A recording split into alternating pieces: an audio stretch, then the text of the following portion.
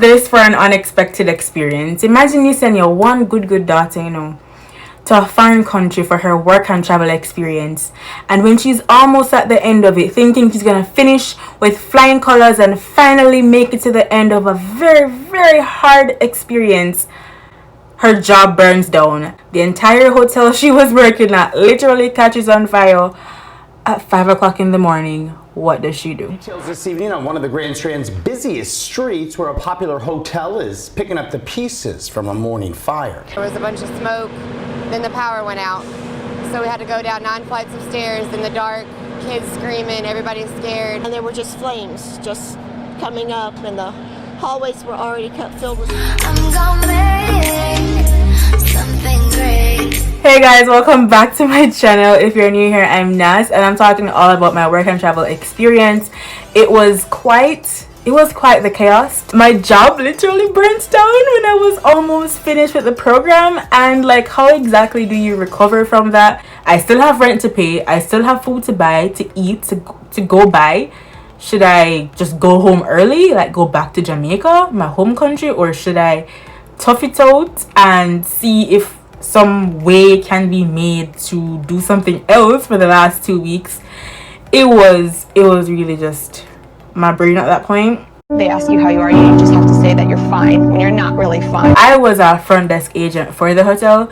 I needed the hotel to be in service for me to work because I'm literally checking in the guest. But thankfully, I was able to work at their call center, and that is where they placed all the front desk agents. It was quite the last 2 weeks of the program, and I think that just kind of summed up the entirety of work and travel.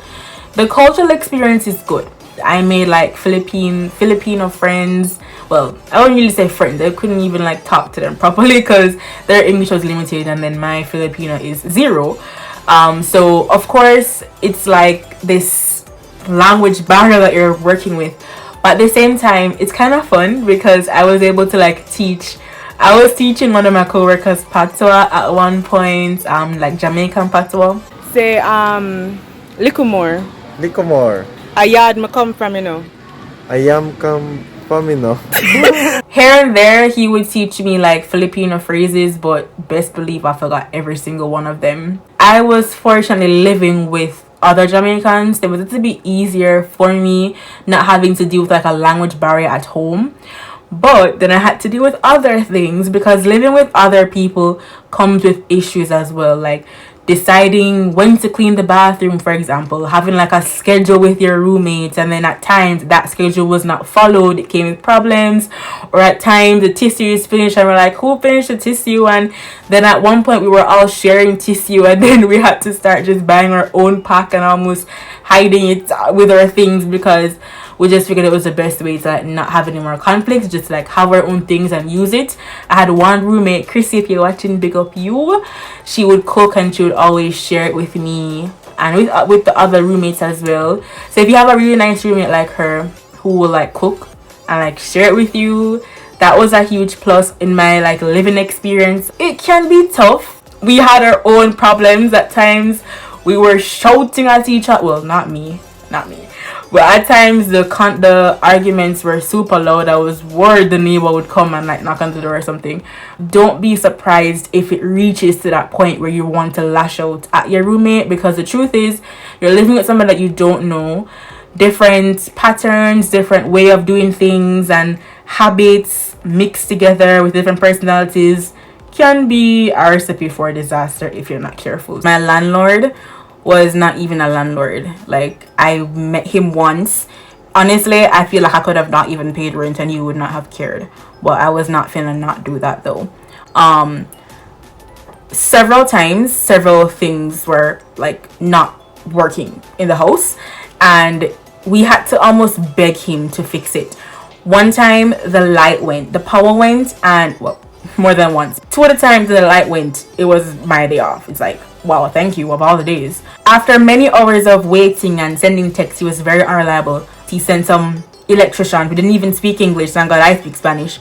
We essentially were stuck with no power for that night, and close to the midnight hour, he, I guess, felt sorry for us, and we also had reached out to we reached out to our sponsor, who did not say very nice things to my roommate when she expressed our problem. Something happened, and he actually found us a hotel room to stay that night.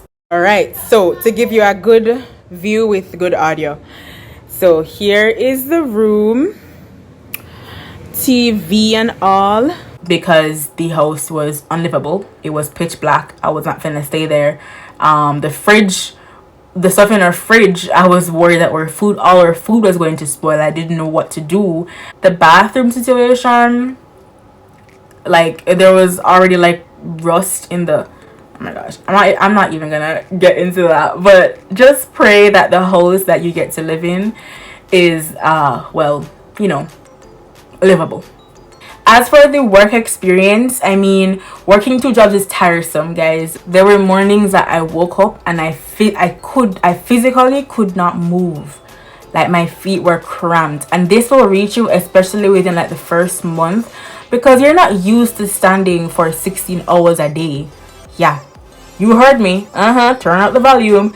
You're standing for 16 hours a day, and some of these employers do not want you to sit. They want you to stand. They will take away your stool. Oh my gosh, inside jokes there for me and some of my co-workers. When one of the jobs I was working at, they took away our stool because they were sitting on it, quote unquote, too much. Yeah, we're left to stand. Yeah, so just be on the alert that it won't be a walk in the park experience. It's worth it in the sense that at the end of the day, after all this hardship, at least I have this. You know what I mean? Employers. I mean, my employers, for the most part, so at one of my jobs, they, to say it nicely, terminated my contract for one of my jobs, and I had to find a new job almost at the end of the program, because oversight on my part when I was reading the contract, when I saw that they only allowed you to have 2 absent days, regardless if it's illness or whatever, and I physically could not go to work one morning. I was extremely sick, well, several mornings, but one morning it was really bad, and that was the day that I didn't go, and the day they sent me an email saying you are no longer an employee and blah. Yeah, so, and this was not my main job either, it was my second job, so I just dropped it and found another second job and then moved on. But it's just a fact that they didn't care that I was, like, I could not move. They don't care that you're sick. They don't care that you're ailing. You either show up to work or you don't, and if you don't get paid or you get fired. Some of the employers are just, you cannot work with them because they're so harsh, and it's like they don't even remember you're human sometimes. Like, one of the jobs I was working at, not my main job, not the hotel job, of my 6-hour shift, they allowed me a 15-minute break to sit. What? Like, if you're not walking around and keeping yourself active and looking busy, it's as if they think you're wasting time. So a heads up when you're going on the program is basically make sure you always look like you're doing something, because the pressure is real. But it will definitely teach you a lot about yourself. You're living by yourself.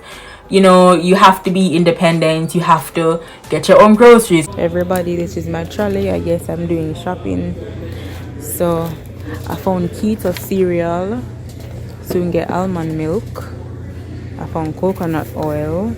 It was $16 though because it's organic, but it should last me a good little while. I got my nuts, of course. You have to budget your money for groceries, and you know, traveling to and forth, and if you live somewhere that's not walking distance from your jobs, which thankfully for me, my jobs, well, when I had to change to another second job, the other one wasn't walking distance, but for a good chunk of my time there, I was walking to all of my jobs, which was really convenient. The sun kissed door. Yep, off to work now. Yeah, we're walking distance, so working girl period. So I'd only need transportation when I was going to the supermarket or going out. Like I said, I went to the mall sometimes, or to the movies sometimes, or we went to like an amusement park one time, like twice, me and my roommate. So you're typically somewhere where it's populated with tourists a lot, especially in the summer season. So there definitely are things you can do, on your day offs, apart from resting from all the 16-hour days you're recovering from all that standing. Definitely use your day offs to also enjoy the program. And I hope I'm not scaring you, because there definitely are a lot of highs with the experience as well. Oh my gosh, sometimes I'm at work and I'm laughing till my belly weak, guys. Like, I work with some funny co-workers and we have a fun time on the job. I work with a lot of Jamaicans when I was at the hotel, my primary job, and oh my gosh, like, we had some time. We had a fun time, and I must say my employers at that job were the best of the 3 jobs I experienced working at. I mean, at one time my manager bought me lunch, or like he'll just buy stuff for the co-workers, and like he'll just buy like boxes of pizza and say, hey, it's my treat for you guys today. It was really nice of him to do that. And it's just, you definitely have some highs, you know, and I pray that you get to experience that as well, because definitely once you're working with good people, so it's not as if like I wasn't like dreading going to work every single day. Probably the job that they terminated me from, I dreaded that one for sure, but I actually, for the most part, liked my hotel experience.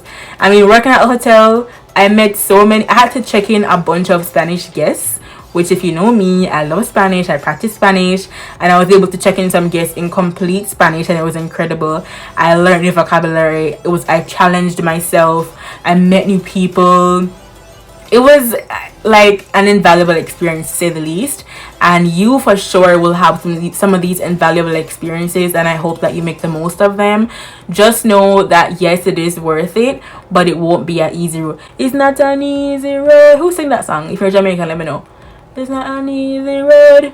And then yeah, it's not an easy road, guys, but it's a worth it road because you learn a lot.